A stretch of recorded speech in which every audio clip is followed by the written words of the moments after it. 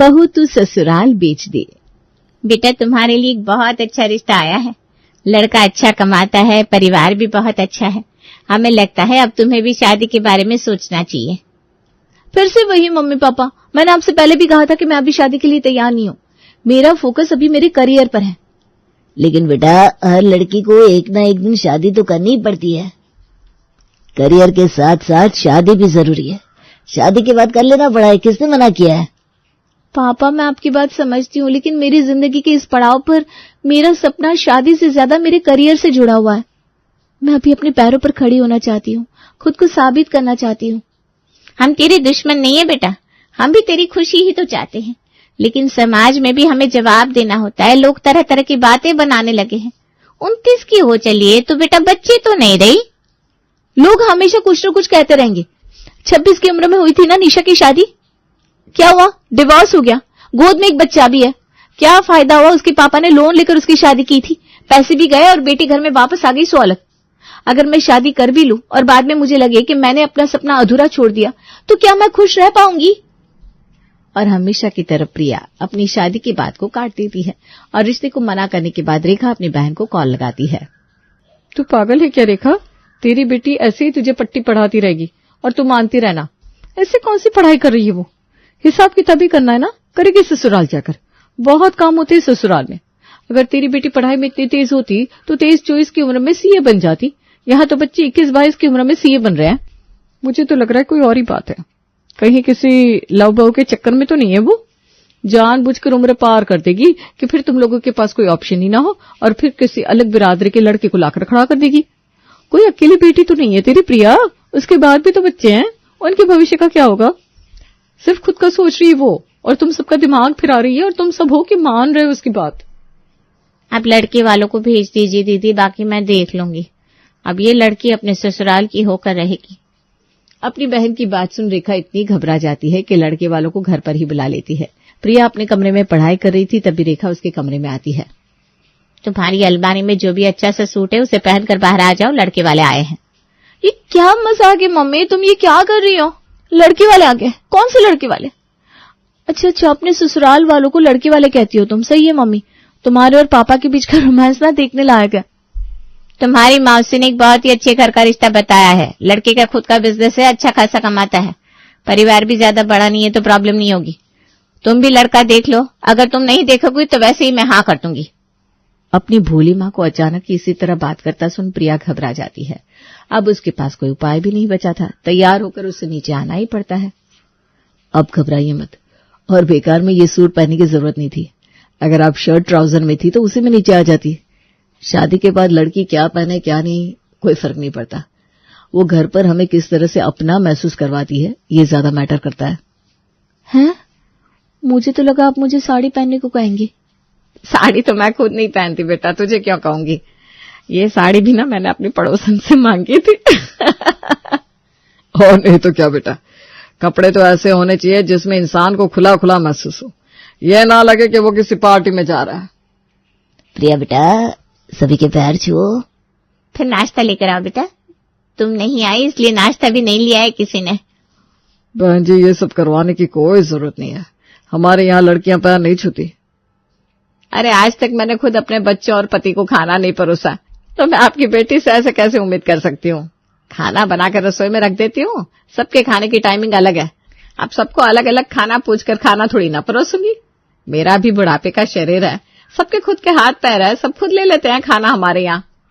माँ खुद ना पहले अपने लड़कों को बिगाड़ती है, उनके हाथ में थाली पकड़ाती है, फिर यही उम्मीद वो अपनी बीवियों से करते हैं। और आज के जमाने की लड़की इतना नहीं कर पाती, इसीलिए तो होता है कलेश। मैंने तो शुरू से ही विक्रम को सब कुछ सिखा कर रखा है, ताकि लड़की की तबीयत खराब रहे तो कम से कम वो आराम तो कर पाए।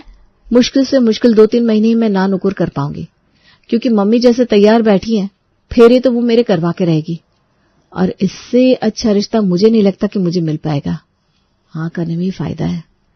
और प्रिया इस रिश्ते के लिए हाँ कर देती है। बहू बनकर आ जाती है रेणु के घर, और जैसा कि रेणु ने कहा था वही होता है। रसोई का काम संभालने के लिए प्रिया जैसे ही किचन में जाती है, वो देखती है कि नाश्ता पहले से बना हुआ है। हैं? यहाँ तो सच में मम्मी जी ने पहले ही नाश्ते का काम नक्की कर दिया है। मुझे तो लगा था वो फेंक रही है, ना नुकुर करने के बाद भी रसोई में तो मुझे ही भेजा जाएगा। प्रिया खुद से बातें कर रही थी, तभी पीछे से रेणु अंदर आती है। खाना लेना है क्या बहू? भाभी अपने लिए खाना लेने आई थी, तेरी भी थाली परोस दूं क्या? फिर दोनों सास बहू साथ में बैठकर बातें करते हुए गप्पे लगाएंगे। मम्मी जी, वो रसोई पूजने की रस्म, वो मुंह दिखाई की रस्म। देख बेटा, मैं ना ये सब नहीं मानती। पहले किसी को अपनी बहू के मुंह दिखाए पर बुलाओ, फिर उनके मुंह दिखाए पर जाओ, और ये बात यही खत्म नहीं होती। पहले लिस्ट बनाओ किसने कितना दिया था, फिर उस हिसाब से उनके घर जाते वक्त उनके लिए लिफाफा बनाओ। इतना हिसाब किताब मुझसे कभी नहीं हुआ भाई।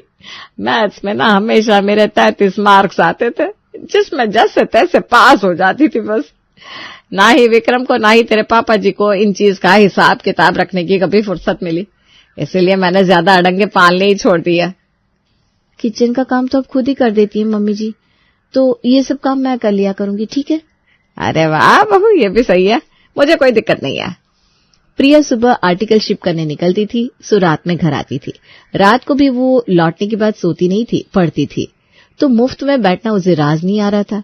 वो जाती है स्टोर रूम में और सारे शादी के कार्ड निकालना शुरू करती है। बाप रे बाप, इतने सारे लोगों ने इन्हें शादी पर बुलाया था, पर हमारी शादी पर तो पापा जी ने गिनकर 100-150 लोगों को बुलाया होगा, और यहाँ कार्ड तो कम से कम 500 से ऊपर दिख रहे हैं। ये तो बहुत गलत बात हुई। ऐसे तो समाज से हमारा रिश्ता ही कटने लगेगा। ये क्या कर रही हो बहू? आसपास वालों से रिश्ते निभाने की कोशिश कर रही हूँ पापा जी। आपने शादी में गिनकर 100-150 लोगों को इनवाइट किया था, और यहाँ हमारे पास 500 से ऊपर लोगों के कार्ड्स आए हुए हैं, और ये तो वो कार्ड्स है ना जो बचे हुए हैं। न जाने और कितने लोगों ने हमें अपनी खुशियों में शामिल किया होगा। तुम्हारी और विक्रम की शादी कितनी जल्दबाजी में हुई, ये तो तुम जानती हो बेटा। ऊपर से विक्रम को छुट्टी मिली थी तो शादी के 2 दिन पहले। अब इतनी जल्दबाजी में जिस लोगों का नाम याद आया उनके यहाँ कार्ड भिजवा दिया हमने। वैसे गलती तो हुई है। तो गलती को ठीक करते ना पापा जी।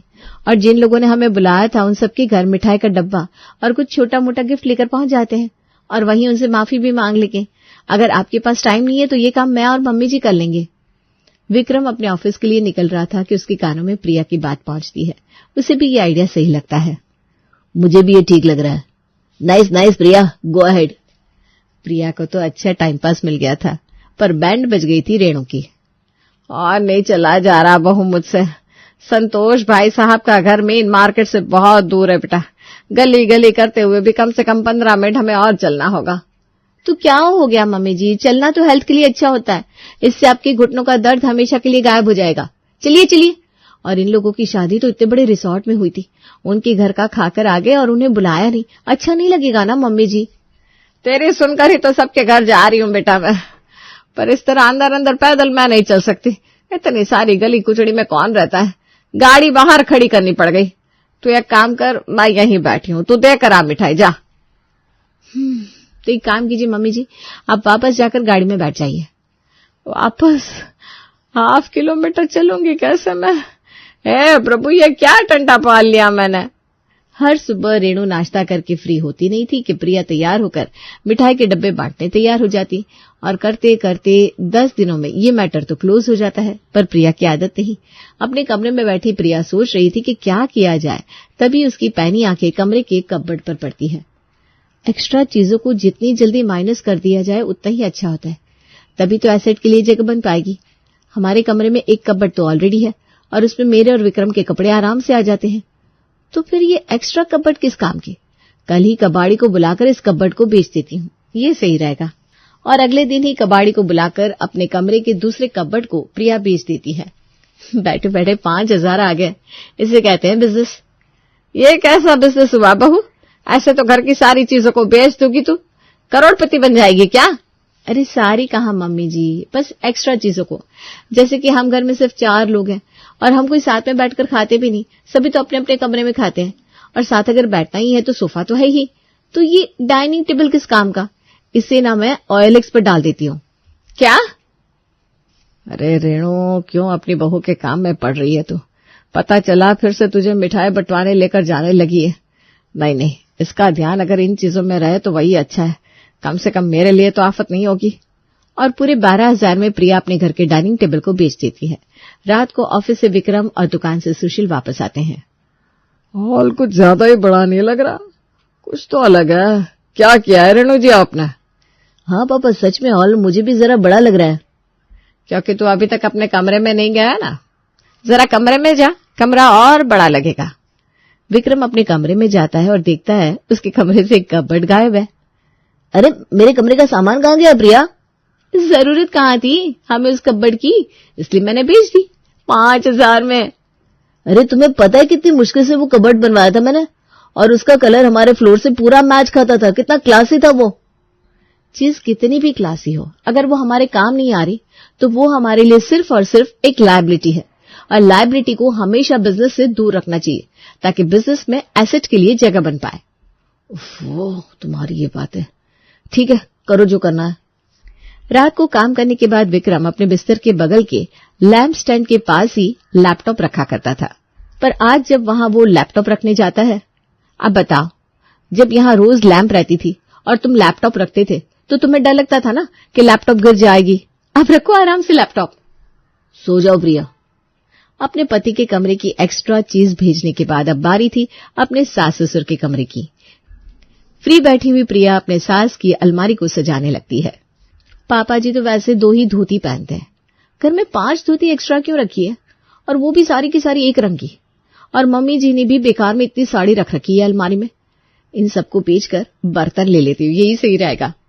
प्रिया बर्तन वाले को कॉल करके अपने घर बुला लेती है और कपड़ों के बदले 2 पतीला, 1 हांडा, 1 किटली और 1 कड़छी खरीद लेती है। इन सब से अनजान रेणु छत से नीचे आती है और दरवाजे पर अपनी बहू को खड़ा देखती है। ये क्या ना अच्छा काम तूने बहू पतीले लेकर, बहुत जरूरत थी रसोई में इसकी। जी मम्मी जी, मुझे पता था मेरी नजर घर की हर चीजों पर रहती है, इसीलिए तो आपके कबाड़ की एक्स्ट्रा साड़ियां और पापा जी की एक्स्ट्रा धोती को मैंने बर्तन वाले को दे दिया और ये बर्तन ले लिए। क्या? एक काम छोड़ती नहीं कि दूसरे काम की मटिया पलट करने लग जाती है।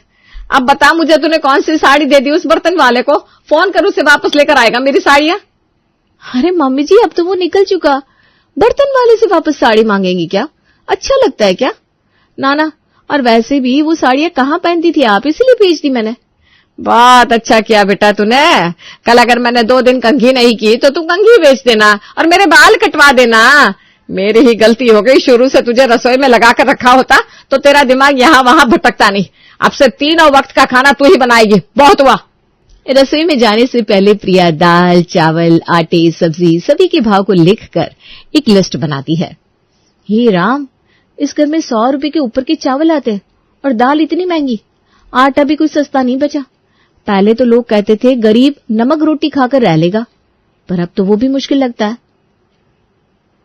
बजट तो मुझे मेंटेन करना ही होगा, पर कैसे करूं? ऐसा क्या बनाऊं जो सस्ता हो? मम्मी को कॉल लगाती हूँ और प्रिया लगाती है रेखा को कॉल। सस्ती? पानी के भाव बिक रही है सब्जियां मंगवा ले। 5-5, 10-10 किलो रुपए किलो टमाटर मिल रहे हैं, पत्ता गोभी, धनिया पत्ता, अदरक। अभी तो पास ही मंडी वाला गाजर की पूरी गोनी गायों के सामने डालकर गया है।